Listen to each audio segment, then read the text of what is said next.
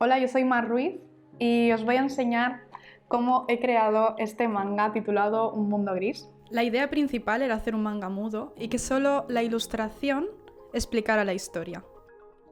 Yo, como soy psicóloga de profesión, quería unir los dos mundos, la ilustración y la psicología, hablando de un trastorno de salud mental como es la depresión.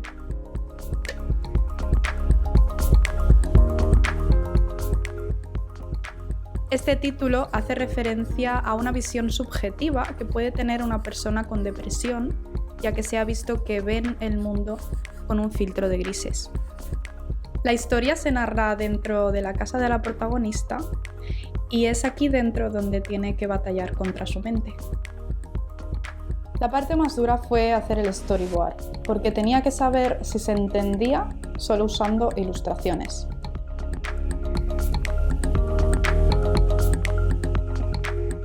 Si os fijáis, las páginas interiores están todas en blanco y negro. Quería que se pudiera ver la textura del carboncillo y del lápiz. Ver los trastornos de salud mental como algo negativo no es mi objetivo, sino como algo que te acompaña durante tu vida. Cuando acabé los finales, los sellé y los edité para poder llevarlos a imprimir. ¡Ya tengo la impresión! Estoy orgullosa. Han sido 128 páginas en 3 meses. Un mundo gris estará en librerías próximamente.